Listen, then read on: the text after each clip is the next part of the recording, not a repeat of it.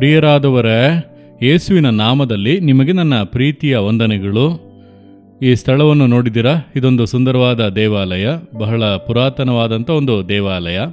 Sweden ದೇಶದಲ್ಲಿ ಗೋತನ್ಬರ್ಗ್ ಎಂಬಂಥ ಒಂದು ಪಟ್ಟಣ ಇದೆ. ಈ ಒಂದು ದೇಶಕ್ಕೆ ನಾನು ಸೇವೆಗಾಗಿ ಬಂದಿದ್ದ ಸಮಯ ಈ ಪಟ್ಟಣದ ಹತ್ತಿರ ಒಂದು ದ್ವೀಪ ಇದೆ. ಸಮುದ್ರದ ಮಧ್ಯದಲ್ಲಿ ಒಂದು ದ್ವೀಪ.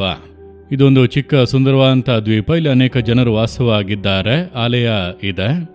ಈ ಒಂದು ದ್ವೀಪದಲ್ಲಿ ಈ ಒಂದು ಸುಂದರವಾದಂಥ ಆಲಯ ಇದು 1200ನೇ ವರ್ಷದಲ್ಲಿ ಒಳ್ಳೆಯ ಮರಗಳಿಂದ ಇದನ್ನು ಕಟ್ಟಲಾಗಿತ್ತು. ಅದರ ನಂತರ 1450ರಲ್ಲಿ ಕಲ್ಲುಗಳಿಂದ ಈ ಆಲಯವನ್ನು ಕಟ್ಟಿ ಈಗಲೂ ಕೂಡ ಇಲ್ಲಿ ಆರಾಧನೆಗಳು ನಡೆಯುತ್ತಾ ಇದೆ. ಇದು ಒಂದು ಲುಥರನ್ ದೇವಾಲಯ.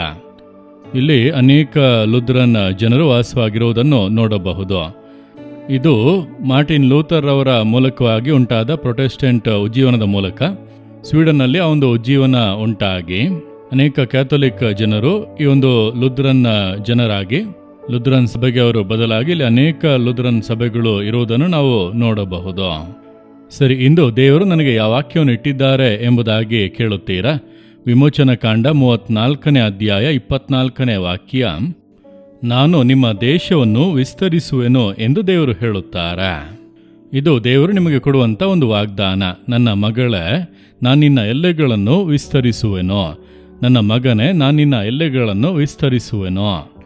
ಎಲ್ಲೆಗಳ ವಿಸ್ತಾರ ಎಂಬುದಾಗಿ ನಾವು ಹೇಳುವಾಗ ನಮ್ಮ ಆಸ್ತಿಗಳು, ನಮ್ಮ ಜಾಗಗಳು, ವ್ಯಾಪಾರ, ಆದಾಯ, ಉದ್ಯಮ ಎಂಬುದಾಗಿ ಅಂದುಕೊಳ್ಳುತ್ತೇವೆ. ಅಷ್ಟು ಮಾತ್ರವಲ್ಲ, ನಿಮ್ಮ ಆತ್ಮೀಕ ಎಲ್ಲೆಗಳು, ನಿಮ್ಮ ನಂಬಿಕೆಯ ಎಲ್ಲೆಗಳು ವಿಸ್ತಾರವಾಗಬೇಕು. ನಿಮ್ಮ ಅಭಿಷೇಕದ ಎಲ್ಲೆಗಳು ವಿಸ್ತಾರವಾಗಬೇಕು. ದೇವರ ಮೇಲೆ ಇಟ್ಟಿರುವಂಥ ಪ್ರೀತಿಯ ಎಲ್ಲೆಗಳು ವಿಸ್ತಾರವಾಗಬೇಕು.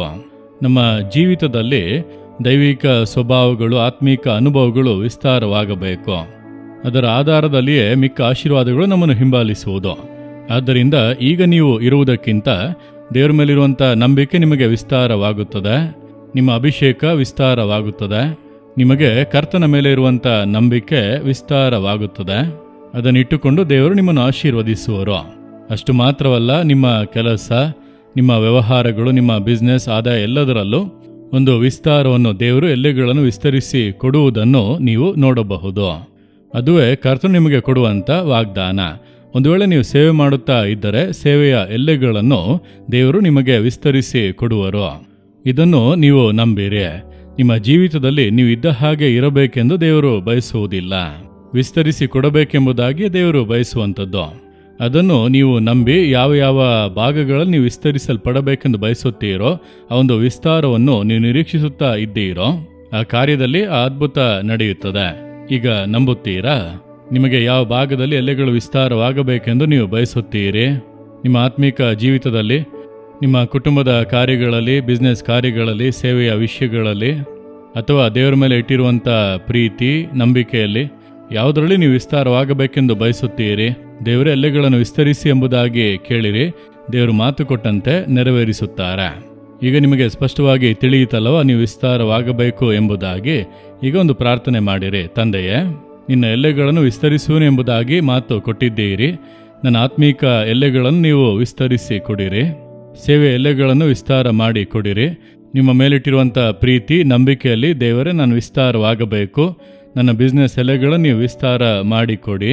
ನನ್ನ ಜೀವಿತವನ್ನು ನೀವು ಆಶೀರ್ವದಿಸಿ ವಿಸ್ತಾರ ಮಾಡುವುದಕ್ಕಾಗಿ ನಿಮಗೆ ಸ್ತೋತ್ರ, ಸ್ತೋತ್ರ, ಸ್ತೋತ್ರ. ಯೇಸುವಿನ ನಾಮದಲ್ಲಿ ಪ್ರಾರ್ಥಿಸುತ್ತೇನೆ ತಂದೆಯೇ. ಆಮೇನ್, ಆಮೇನ್. Jesus redeem Kannada YouTube channel ಅನ್ನು ಸಬ್ಸ್ಕ್ರೈಬ್ ಮಾಡಿ. ಸಬ್ಸ್ಕ್ರೈಬ್ ಬಟನ್ ಕ್ಲಿಕ್ ಮಾಡಿ ಮತ್ತು ಬೆಲ್ ಬಟನ್ ಒತ್ತಿ. ಅನುದಿನ ಕಾರ್ಯಕ್ರಮದ ಮಾಹಿತಿ ಪಡೆಯಿರಿ.